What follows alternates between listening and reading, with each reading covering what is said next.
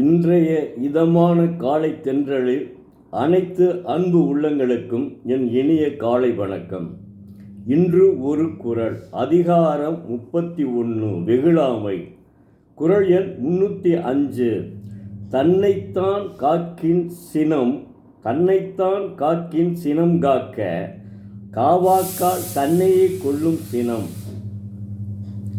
தெய்வப்புலவர் திருவள்ளுவர் தன்னைத்தான் துன்பம் எய்தாமல் காக்க நினைத்தாராயின் தன் மனத்து சினம் வராமல் காக்க, அப்படி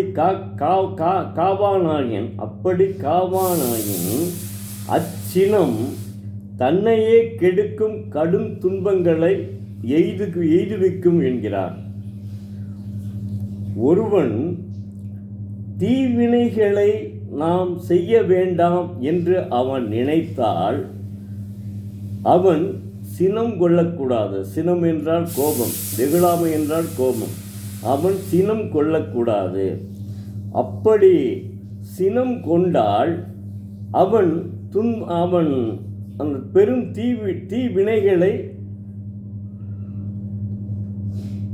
தீவினைகளை முற்பட தீவினைகளுக்கு ஆளாக நேரிடும். அதனால் அவன் சினம் கொள்ளாமல் இருந்தால் அவனை தீவினைகள் அஞ்சாது. அவன் அப்படி இல்லாமல் அவன் சினம் கொண்டால் தீவினைகள் அவனை அச்சுறுத்தும். அது மட்டுமல்லாது அவனை கொன்றே விடும். அதனைத்தான் தெய்வப்புலவர் உணர்த்துகிறார்.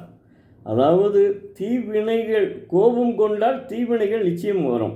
நம்ம என்ன நினைக்கிறோம்னா, ஒருவனுக்கு நாம் தீங்கு செய்யாமல் இருக்க வேண்டும் என்று நினைத்தால் நாம் கோபம் கொள்ளக்கூடாது. அவன் நம்மை கோபமாக பேசினால் கூட அதை பொறுத்து கொண்டு அதாவது ஏற்கனவே ஒரு குறளில் சொல்லியிருக்காருல்ல, அது மாதிரி நாம் என்ன செய்யணும், இன்னா செய்தாரை ஒருத்தல் அபரான நன்னயம் செய்துவிடல். அப்படி போயிட்டோம்னா சண்டையே வராது, தீவினையும் நமக்கு வராது, அவனுக்கும் வராது. நம்ம பாட்டுக்கு நிம்மதியாக இருக்கலாம். அந்த வாழ்க்கை, மனிதனினுடைய வாழ்க்கை நீர்க்குமிழி போன்றதுங்க. அந்த வாழ்க்கை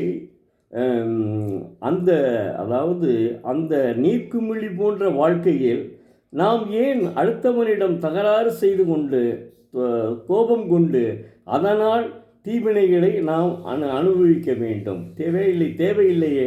சிந்திச்சு பாருங்க. நீங்கள் கொஞ்சம் சிந்திச்சு பார்த்தீங்கன்னா உங்களுக்கு, அதாவது தெய்வப்புலவர் சொல்லியிருக்காரு, உறங்குவது போலும் சாக்காடும் உறங்கி விழிப்பது போலும் பிறப்பு.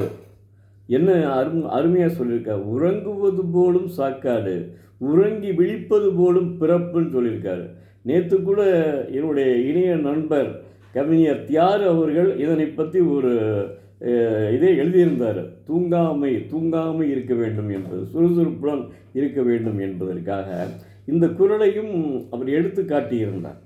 அதனால் மாணவ செல்வங்களே, தயவு செய்து தாங்கள் அனைவரும் தினம் ஒரு திருக்குறளை படித்து அதன்படி வாழ்வீர்களானால் நிச்சயம் உங்கள் வாழ்க்கையில் வசந்தம் ஏற்படும். வசந்த காலங்கள் உங்களை வரும். அது இலையுதிர்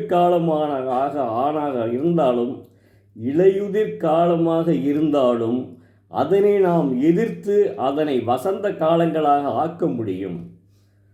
மாணவ செல்வங்களே, உங்களுக்குத்தான் இந்த பரப்புரையே, வேறு யாருக்குமே கிடையாது. இந்த பரப்புரை செய்கிறேன் என்றால் மாணவ செல்வங்களுக்காகத்தான். நன்றி, வணக்கம். நாளை மீண்டும் ஒரு குறளோடு சந்திக்கும் எழுத்தாளர் சோ. பரமசிவம், மதுரை.